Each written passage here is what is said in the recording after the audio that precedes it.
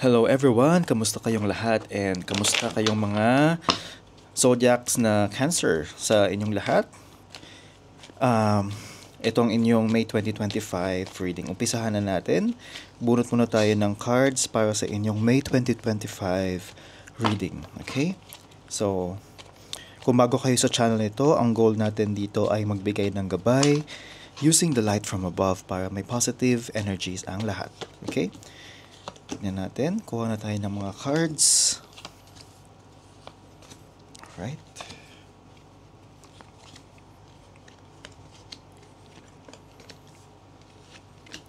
Okay. Ang unang cards ninyo, Cancer, ay ang Two of Cups at ang Nine of Pentacles. So, yung iba sa inyo, okay. Ang sinasabi sa akin dito ay dalawang senaryo. Yung iba sa inyo ay nakakaramdam ng karangyaan, ng comfortable place in life. Maganda yung nangyayari sa buhay ninyo.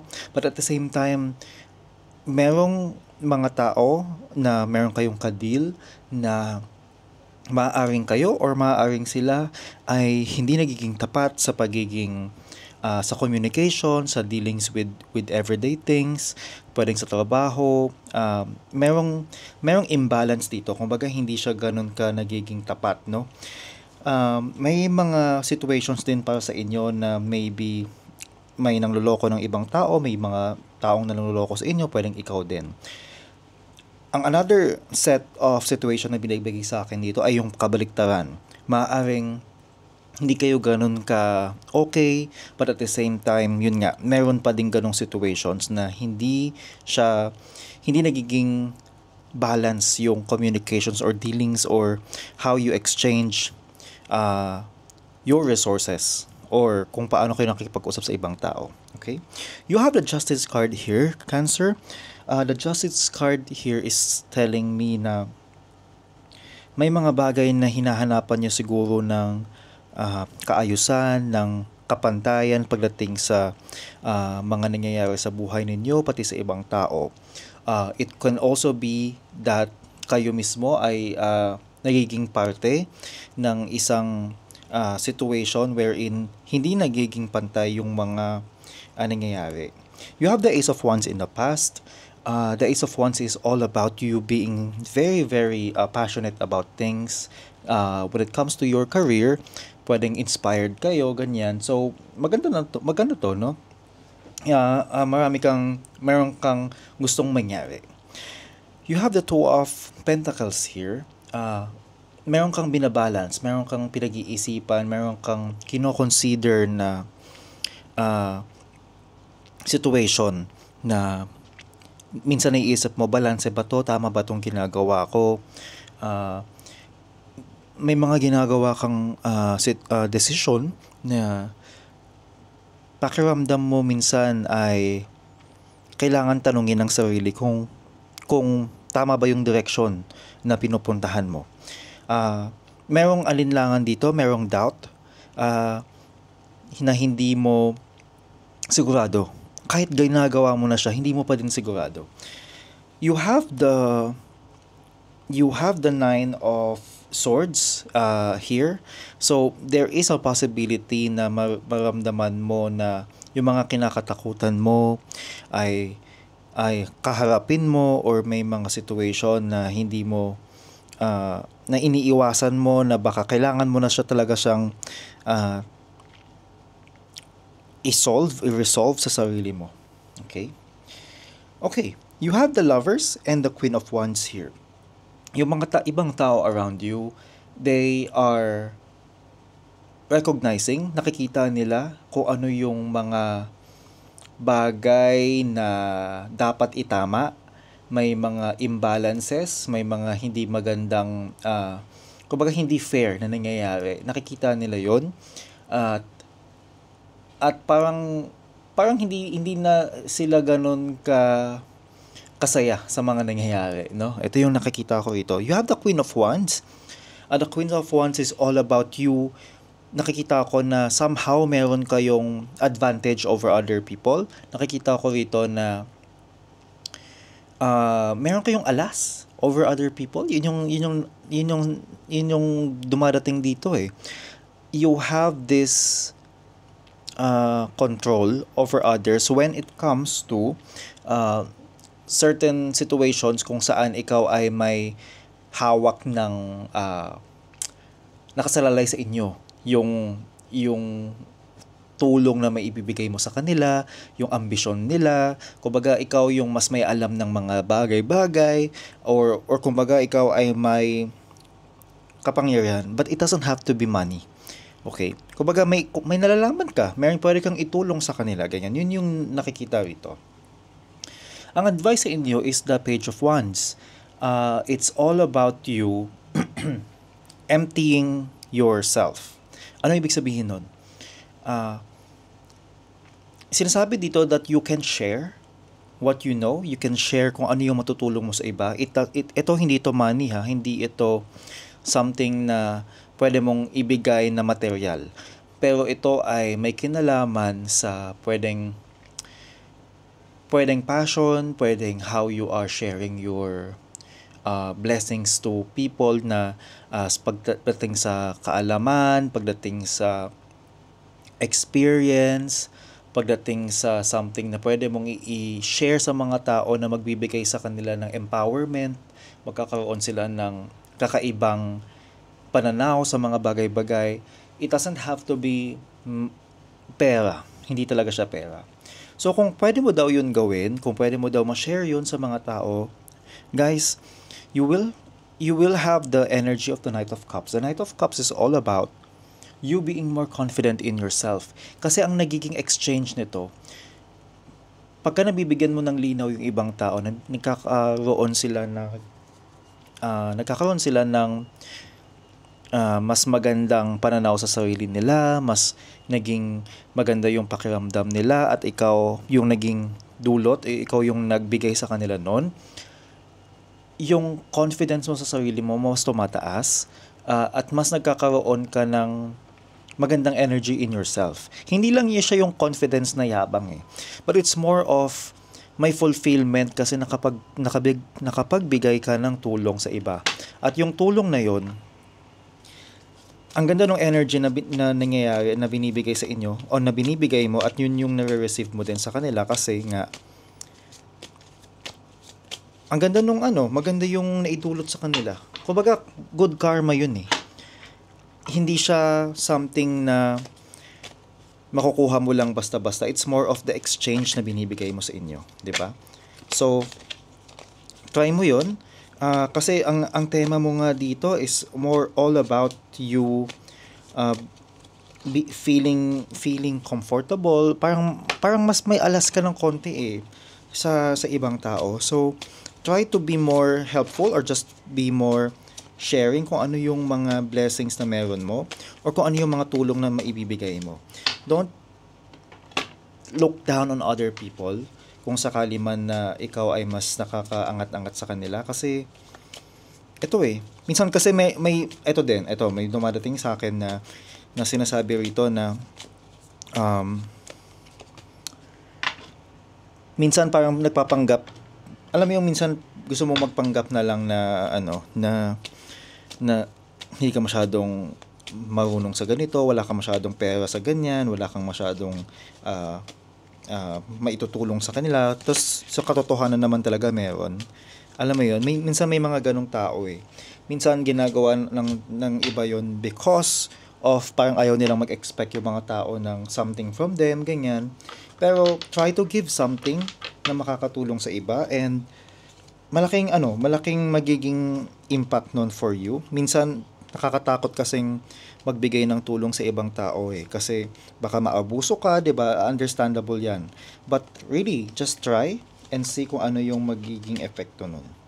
Okay? First, advice card mo is action speak loudly. Express love through action. So whatever you're doing, whoever it is na nasa tabi mo, nasa katrabaho mo, kapamilya mo, whoever that is, show that you care through actions. Ito yung sinasabi sa inyo kasi baka nagkukulang kayo sa part na to. It's just a reminder. Next advice card is act as if your partner is here. Whether you have someone in your life or not, act as if they are with you so you will always consider them. So, sa lahat ng ginagawa mo, you need to act as if kasama mo yung partner mo. Whether meron kang jowa or wala or may asawa ka or what.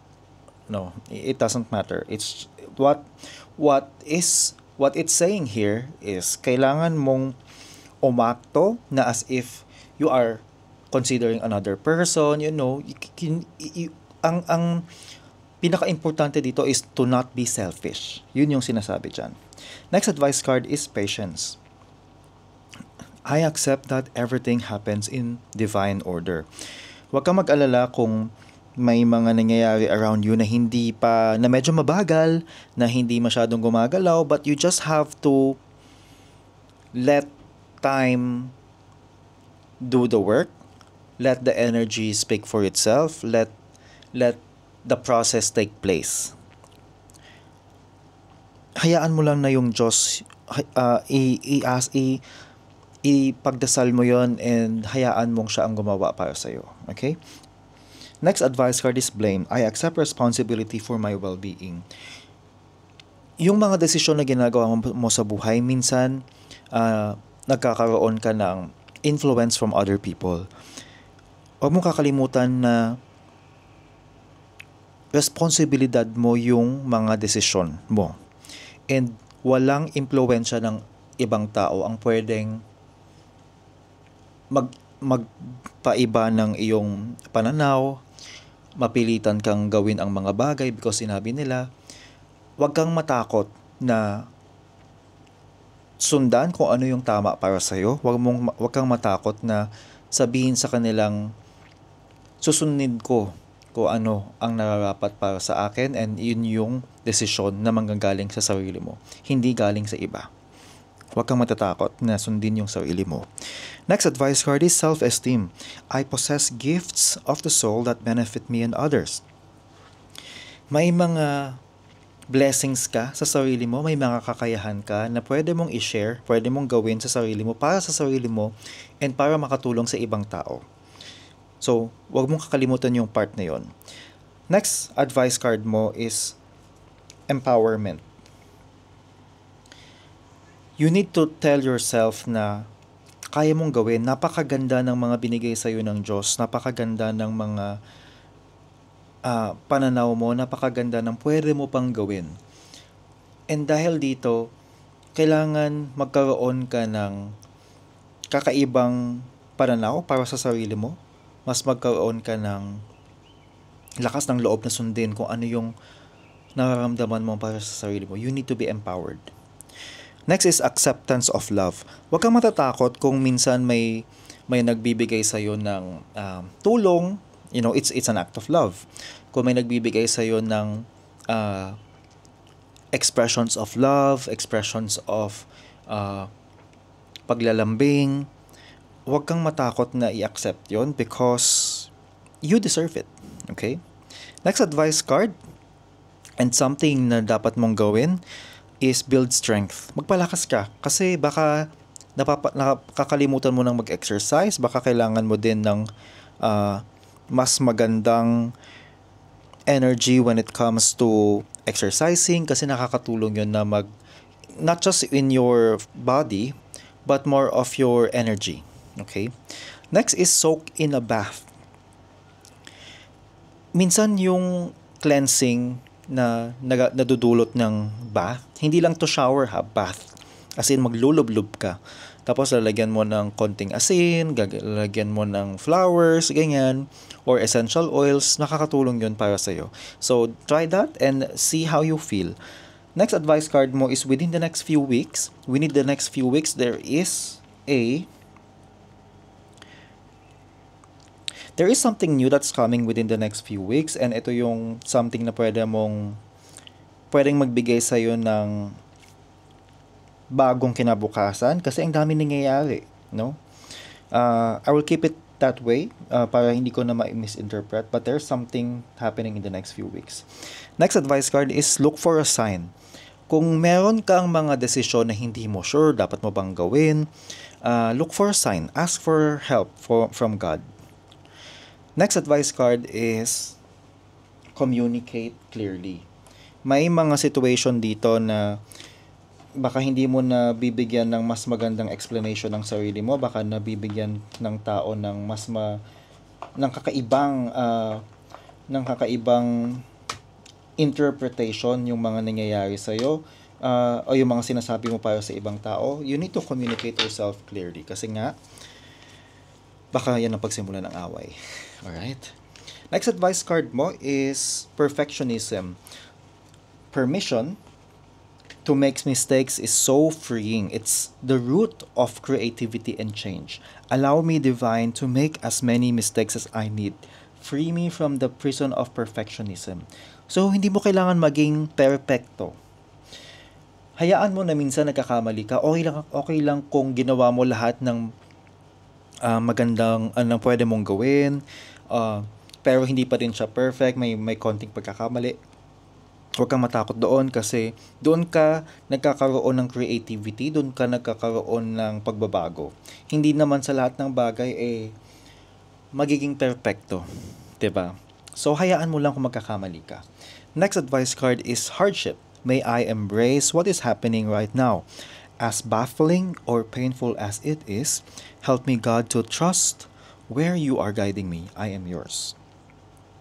Kung ano man yung pinagdadaanan mo ngayon, tandaan mo na ginaguide ka ng Panginoon, ginaguide ka ni God, ginaguide ka ni Jesus. At kung nasaan ka man ngayon, ialay mo para sa Kanya yung nangyayari. Gawin mong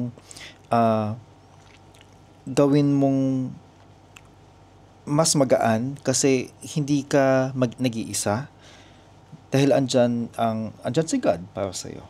Okay? Next advice card is water. Emotions, initiation, rejuvenation. Ayun nga, parang yung bath kanina, di ba? Minsan, your emotions are like very, very wild. So, bigyan mo ng konting outlet yung sarili mo. You can wash your energies away with water. With just taking a bath, shower, ganyan. Tandaan mo na every time na maliligo ka, it's a renewal for you. Okay? Next advice card is obsidian. Grounding, shielding, and void. Yung iba baka kailangan ng obsidian. Baka masyado kayong nakaka-receive or naglalabas kayo ng negative energies. So, obsidian will help you to ground and to absorb those excess energies na hindi mo kailangan. And yun yung baka kailangan ninyong isubukan, no? Next is organize for success. Do not let the word organize intimidate you, as it is simply a way for you to ensure clarity of purpose. Organizing your thoughts, your reports, your living and workspace, and your finances will help you know and plan your next action steps. Maging organized ka. Ano ba yung gusto mong mangyari? Kung baga naiisip mo lang ba siya, isulat mo, gumawa ka ng plano. You need to really lay it down para mas nakikita mo yung malaking changes na nakaabangan. Successful funding. Your idea is divinely guided and supported by the same infinite wisdom of God that gave you the idea. Do not allow money concerns to prevent you from turning it into reality. Crowdfunding, partnerships, and other investments are available to help you. May mga tulong na paparating sa inyo. Pagdating sa pera, pagdating sa pwedeng kung anong suporta ito na kinakailangan ninyo. Meron at meron yan. Huwag kang matatakot because kung binigyan ka ni God ng idea, susuportahan ka niya about that. So, huwag kang matakot. Of course, maging maingat pa din. But, just trust na may ibibigay ang Diyos para sa iyo. Pero huwag kang gumagawa ng, baka biglang gumawa ka ng something na OA naman sa kaya mong gawin. Kumbaga, step by step ka and matutulungan ka din ng Panginoon. Alright, guys, that is your reading for May 2025 and I hope to see you in the next reading. God bless sa inyong lahat. See you sa next reading.